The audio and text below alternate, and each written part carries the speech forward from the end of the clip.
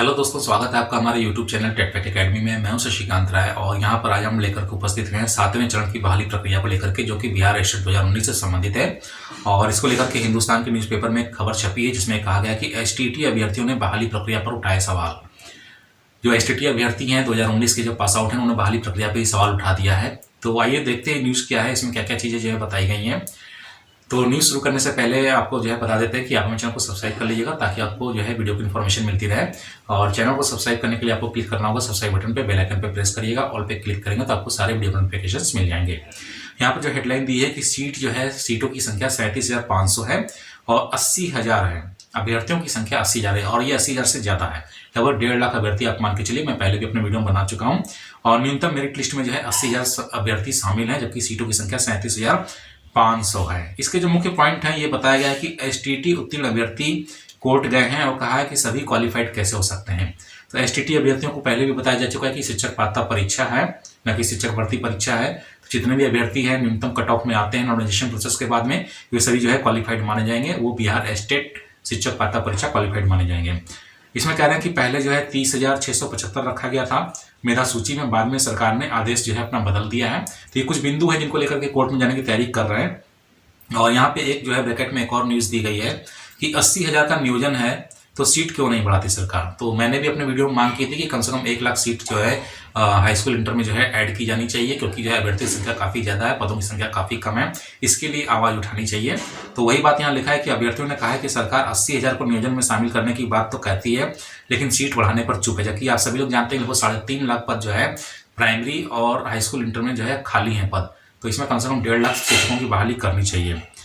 ऐसे में 80,000 अभ्यर्थियों का नियोजन मात्र 37,500 सीट पर होगा, ये बड़ा सवाल है। और सरकार पहले मेरिट में आने वाले अभ्यर्थियों के नियोजन के बारे में और बाद में क्वालिफाइड वाले का करे, ऐसा इन लोगों का कहना है। लेकिन ऐसा होगा नहीं, क्योंकि जो मेरिट बनेगी वो एकेडमिक मेरिट के आधार पर बनेगी। मैं पहले अपने वीडियो में बता चुका हूँ। तो जो मेरिट में आएगा उसी को जो है चयन पहले किया जाएगा। ऐसा नहीं होगा कि जो क्वालिफाइड पहले हुए हैं बिहार एस्टेट 2019 उनको कोई ऐसी कोई प्राथमिकता दी जाए। ऐसा कोई भी सवाल यहाँ पर उत्पन्न नहीं होता है, ना ही होगा। ठीक है।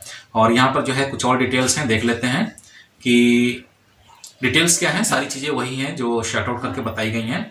और यहाँ पर जो है कुछ जो है डिटेल्स दी गई थी, परीक्षा कैसे हुई थी, किसका किसका रिजल्ट आया था। तो यहाँ पर जो है कह रहे हैं कि एसटीटी 2019 की ऑनलाइन परीक्षा 9 सितंबर से 21 सितंबर 2020 के बीच बिहार के विभिन्न जिलों के 317 केंद्रों पर हुई थी और रिजल्ट 12 मार्च 2021 को जारी किया गया। इसमें पेपर 1 में जो है 16,068 अभ्यर्थियों को जो है मेरिट में रखा गया था, वह 8,531 को पेपर 2 में। इसके बाद 3 विषय संस्कृत, विज्ञान और उर्दू की परीक्षा का परिणाम 22 जून 21 को प्रकाशित किया गया। ठीक है। जिसमें 6,076 अभ्यर्थियों को मेरिट में रखा गया। अभ्यर्थी नीरज कुमार, रोहित, संगीता समेत अन्य अभ्यर्थियों ने कहा कि कुल 80,000 अभ्यर्थियों ने न्यूनतम कटऑफ को पार किया था। वहीं नोटिफिकेशन के अनुसार 30,675 अभ्यर्थी मेरिट में हैं। शिक्षा विभाग ने विज्ञापन के विरुद्ध जाते हुए एक विभागीय अधिसूचना जारी कर न्यूनतम कटऑफ प्राप्त करने वाले सभी 80,000 अभ्यर्थियों को नियोजन में शामिल करने की बात कही थी।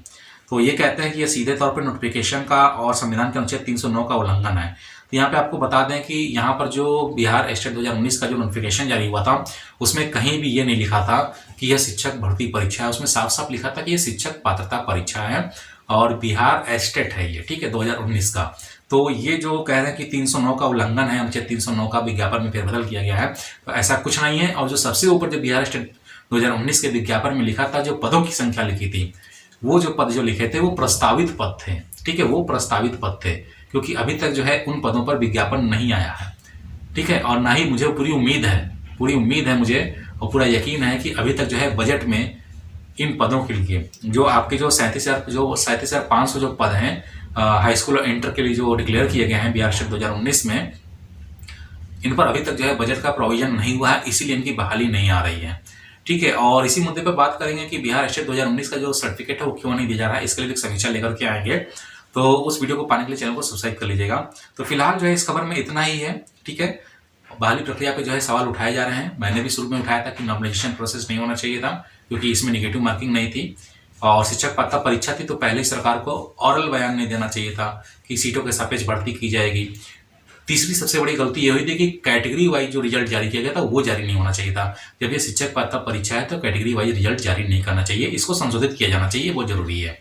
ठीक है। तो उम्मीद है कि इन्फॉर्मेशन आपको पसंद आएगी। वीडियो अगर पसंद आए तो वीडियो को लाइक करिएगा, शेयर करिएगा, चैनल को सब्सक्राइब करना ना भूलिएगा। तो जल्दी मिलते हैं अपने नए वीडियो के साथ। तब तक के लिए इजाजत दीजिए। धन्यवाद।